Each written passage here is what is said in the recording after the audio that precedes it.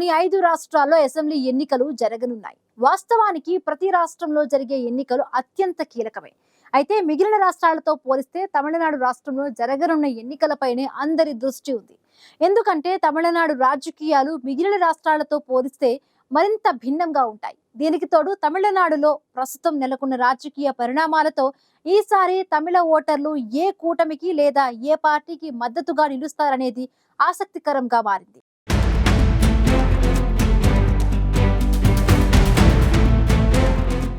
ఏడాది దేశ రాజకీయాల్లో ఎంతో కీలకమైనది. ఎందుకంటే ఈ ఏడాది 5 రాష్ట్రాల్లో అసెంబ్లీ ఎన్నికలు జరగనున్నాయి. పశ్చిమ బెంగాల్, అస్సాం, కేరళ, పుదుచ్చేరి, తమిళనాడులలో అసెంబ్లీ ఎన్నికలు జరగనున్నాయి. అయితే మిగతా రాష్ట్రాలన్నిటికన్నా తమిళనాడు ఎన్నికలపైనే అందరి దృష్టి ఉంది. అందుకు కారణం లేకపోలేదు. దక్షిణాది రాష్ట్రమైన తమిళనాడులో పాగా వేయాలని బీజేపీ చాలా కాలంగా తీవ్ర ప్రయత్నాలు చేస్తోంది.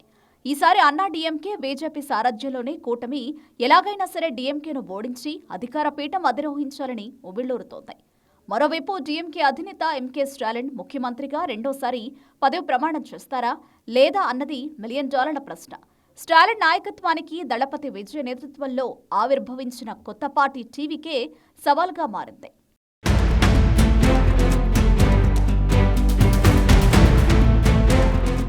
వాస్తవానికి తమిళనాడు ఓటర్ల ఆలోచనలో మార్పు వస్తుందనే అభిప్రాయాలు వ్యక్తమవుతున్నాయి.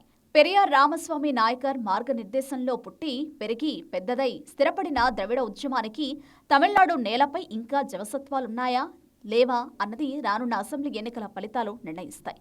డీఎంకే, అన్నా డీఎంకే, ఎంజీఎంకే లాంటి పార్టీలు ఆవిర్భవించిన ఉద్యమ స్ఫూర్తి క్రమంగా సన్నగిలుతోందన్న ఆందోళన ఒక వర్గం తమిళ మేధావులను వెంటాడుతోంది.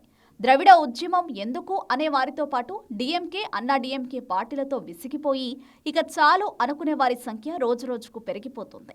ఎంజీఆర్, కరుణానిధి హయాంలోని రాజకీయాలు వేరు, జయలలిత కాలంలో రాజకీయాలు వేరు. ప్రస్తుతం ఉన్న ద్రవిడ నేతలు చేస్తున్న రాజకీయాలు మరింత భిన్నంగా ఉన్నాయి. ఎంజీఆర్, కరుణానిధి పేద పీడిత వర్గాల కోసం పోరాడారు. అప్పట్లో ద్రవిడ సిద్ధాంతాలను నమ్మిన యువతరం సామాజిక ఉద్యమాల్లో భాగస్వామైంది. 2 గ్లాసుల విధానంపైన, ఆలయాల్లోకి దళితుల ప్రవేశం కోసమూ జరిగిన ఉద్యమాలు, దాడులు, ప్రతిదాడులు అప్పటి పరిస్థితులకు నిదర్శనం.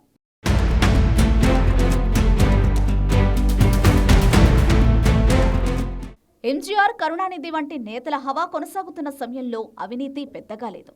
జయలలిత పాలనా కాలానికి వచ్చేసరికి ఆకాశమే హద్దుగా అవినీతి వేళ్లొనుకుంది. అన్నా డీఎంకే నేతలు గ్రామాల్లో అప్రకటిత పోలీసులుగా మారి ప్రభుత్వ వ్యవస్థలనే మార్చేశారు. అన్నా డీఎంకే పార్టీ సృష్టించిన కట్ట పంచాయత్ పట్ల ప్రజల్లో అసహనం వ్యక్తమైంది. అన్నా డీఎంకే నేతలు జనాన్ని దోచుకునేందుకు కట్ట పంచాయత్ ఒక వాహకంగా ఉపయోగపడింది.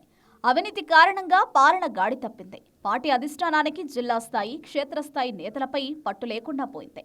అధినాయకత్వం కూడా పార్టీపైన, నాయకులపైన పూర్తి పట్టు కోసం కొన్ని వ్యవహారాలను చూసి చూడకుండా ఊరుకునేది. అదే ఇప్పుడు ద్రవిడ పార్టీలపై ప్రజల్లో వ్యతిరేకత పెరగడానికి కారణమైంది. జాతీయ స్థాయిలో బీజేపీ స్థిరపడిపోయిన తర్వాత తమిళుల్లో కూడా మార్పొచ్చింది. దేవుడు లేడు అనే ద్రవిడ ఉద్యమ ఆలోచన సన్నగిలుతూ రాముడే దేవుడని విశ్వసించే వాళ్ళు పెరుగుతున్నారు. నిన్నటిదాకా అన్నా డీఎంకే ఓటు బ్యాంకులుగా ఉన్న కొన్ని వర్గాలు ఇప్పుడు బీజేపీ వైపు మొగ్గు చూపుతున్నాయి.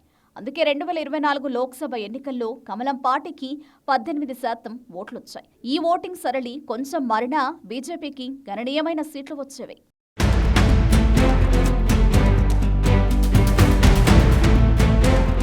లోక్సభ ఎన్నికల్లో పోటీకి దూరంగా ఉన్న విజయ్ మొదటిసారి అసెంబ్లీ ఎన్నికల్లో పోటీ చేస్తుండటంతో ఆయనకు ప్రజల మద్దతు ఏ మేరకు లభిస్తుందనే దానిపై సర్వత్రా ఆసక్తి నెలకొంది.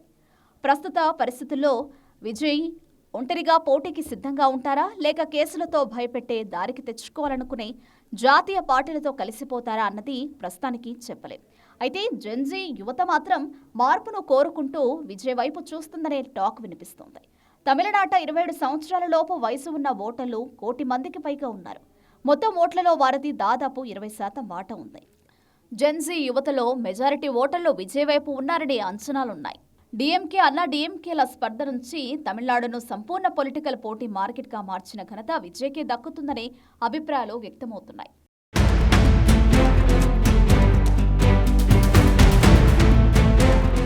తమిళనాడులో శక్తివంతులైన యువ రాజకీయ నాయకుల సంఖ్య పెరుగుతోంది. డిప్యూటీ సీఎం డీఎంకే యువజన విభాగం కార్యదర్శి ఉదయనిధి స్టాలిన్ ఇప్పటికే రాజకీయాల్లో దూసుకుపోతున్నారు. పీఎంకేకు చెందిన అన్బుమణి రామదాస్, ఎన్కేటీ చీఫ్ సీమాన్, దళిత పాంథర్స్ అధ్యక్షుడు తోల్ తిరుమావలవన్, బీజేపీ రాష్ట్ర శాఖ మాజీ అధ్యక్షుడు కె అన్నామలైతో దళపతి విజయ్ పోటీ పడుతున్నారు. విజయ్కున్న ఇమేజ్ ఆధారంగా ఓట్ల శాతాన్ని లెక్కిస్తే మాత్రం ఉదయనిధితో మాత్రమే పోటీ అనుకోవాలి. విజయ్ పార్టీ ఇప్పటికే 4 లక్షల వాట్సాప్ గ్రూపులను ప్రారంభించి ఆయన స్పీచ్లను జనంలోకి తీసుకెళ్తోంది. 3 దశాబ్దాలుగా విజయ్ చేసిన సేవా కార్యక్రమాలకు విస్తృత ప్రచారం కల్పిస్తోంది. మరోవైపు ఉదయనిధిని భవిష్యత్తు ముఖ్యమంత్రిగా జనంలోకి తీసుకెళ్లేందుకు డీఎంకే యువజన విభాగం పనిచేస్తోంది. 76వ పడిలోకి ప్రవేశించిన డీఎంకే 50 లక్షల మంది యువ సభ్యులతో బలోపేతం కావాలని చూస్తోంది. వాళ్లంతా 35 ఏళ్లలోపు వారే కావడం విశేషం. పార్టీలో పనిచేసే ప్రతి యువకుడు 20 ఓట్లు వేయించాలన్నది ఉదయనిధి స్టాలిన్ ఆలోచన విధానం. అదే జరిగితే డీఎంకేకు 200 స్థానాలు దక్కడం ఖాయం. స్టాలిన్ కొనసాగాలి, తమిళనాడు గెలవాలి, ఇది అసెంబ్లీ ఎన్నికలకు డీఎంకే నినాదం. మరోవైపు విజయ్ డీఎంకే ఒక దుష్ట శక్తి అంటూ దుష్ట శిక్షణ, శిష్ట రక్షణ కోసమే తమ పార్టీ ఆవిర్భవించిందని ప్రకటించారు. ఇలా ఒక్కొక్క పార్టీ ఒక్కో విధమైన నినాదాన్ని ప్రజలోకి తీసుకెళ్తుంది. చివరకు ఏ పార్టీ ఏ నినాదం తమిళనాడు ఓటర్లను ఆకట్టుకుని వారి మద్దతుతో విజయం సాధిస్తుందనేది చూడాలి.